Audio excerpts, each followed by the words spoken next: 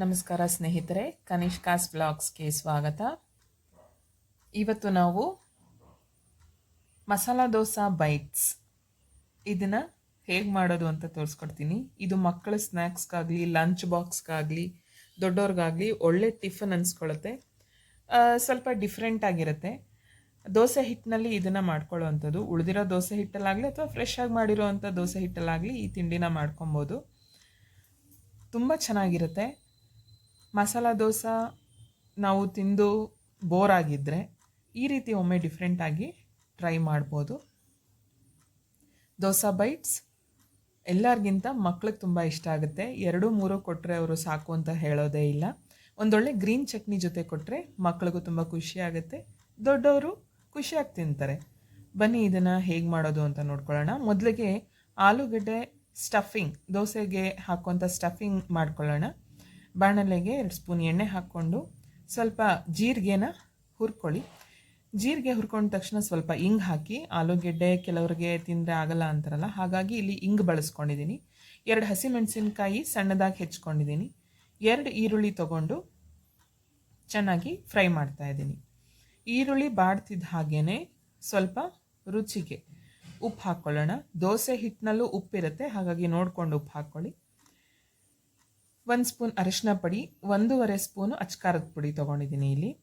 ಹಾಗೆ ನಾನಿಲ್ಲಿ 3-4 ದೊಡ್ಡ ಸೈಜಿನ ಆಲೂಗೆಡ್ಡೆನ ತೊಗೊಂಡು ಬೇಯಿಸಿಟ್ಕೊಂಡಿದ್ದೀನಿ.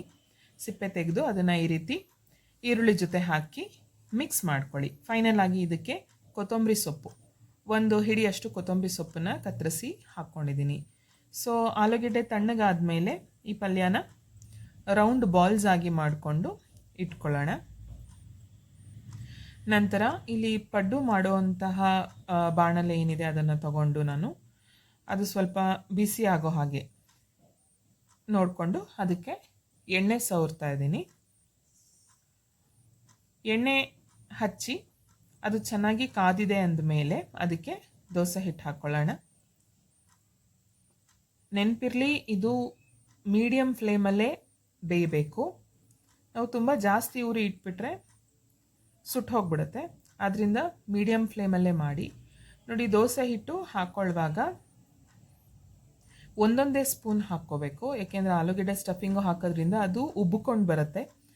ಹಾಗಾಗಿ 1 ಸ್ಪೂನ್ ಆಗೋಷ್ಟು ದೋಸೆ ಹಿಟ್ಟನ್ನು ಹಾಕಿ ಅದರ ಮೇಲೆ ನಮ್ಮ ಆಲೂಗೆಡ್ಡೆ ಸ್ಟಫಿಂಗ್ ನಾವೇನು ಮಾಡ್ಕೊಂಡಿದ್ದೀವಿ ಅದನ್ನು ಇಡ್ತಾ ಬನ್ನಿ.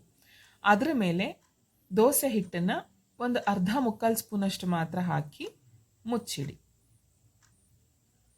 5-7 ನಿಮಿಷದವರೆಗೂ ಮೀಡಿಯಮ್ ಫ್ಲೇಮ್ ಅಥವಾ ಸ್ಲೋ ಫ್ಲೇಮ್ನಲ್ಲೇ ನೀವು ಇಟ್ಟು ಬೇಯಿಸಿದ್ರೆ ತುಂಬ ಚೆನ್ನಾಗಿ ದೋಸೆ ಹಿಟ್ಟು ಬೆಂದಿರುತ್ತೆ. ಈಗ ನಾವು ಇದನ್ನು ಮಗುಚ್ಕೊಂಡು ಡಬಲ್ ಸೈಡಲ್ಲಿ ರೋಸ್ಟ್ ಮಾಡ್ಕೊಳ್ಳೋಣ. 2ನೇ ಸಲಕ್ಕೆ ಎಣ್ಣೆ ಹಾಕೋ ಅವಶ್ಯಕತೆ ಏನೂ ಇಲ್ಲ. ಬಹಳ ಕಮ್ಮಿ ಎಣ್ಣೆಯಲ್ಲಿ ಈ ತಿಂಡಿ ರೆಡಿ ಆಗುತ್ತೆ. ಅನಾವಶ್ಯಕವಾದ ಎಣ್ಣೆ ಅವಶ್ಯಕತೆ ಬೇಡ. ನೋಡಿ, ಈ ರೀತಿ 2 ಬದಿಯಿಂದ ಬೇಯಿಸ್ಕೊಂಡ್ಮೇಲೆ ಇದು ಸರ್ವ್ ಮಾಡೋದಕ್ಕೆ ರೆಡಿಯಾಗಿದೆ. ಮಾಡೋದು ತುಂಬ ಈಸಿ ಅಂತ ಅನಿಸ್ತಾ ಇದೆ ಅಲ್ವಾ? ಹಾಗಾಗಿ ಇದನ್ನು ಟ್ರೈ ಮಾಡಿದ್ದೀನಿ. ನೋಡಿ ಎಷ್ಟು ಚೆನ್ನಾಗಿದೆ. ಎಲ್ಲರಿಗೂ ಬಹಳ ಇಷ್ಟ ಆದಂಥ ತಿಂಡಿ ಇದು. ಹಾಗಾಗಿ ಇದನ್ನು ಮಾಡಿ ತೋರಿಸಿದ್ದೀನಿ. ದಯವಿಟ್ಟು ನೀವು ಕೂಡ ಮನೇಲಿ ಒಮ್ಮೆ ಟ್ರೈ ಮಾಡಿ, ತುಂಬ ಚೆನ್ನಾಗಿ ಬರುತ್ತೆ. ದೋಸೆ ಹಿಟ್ಟು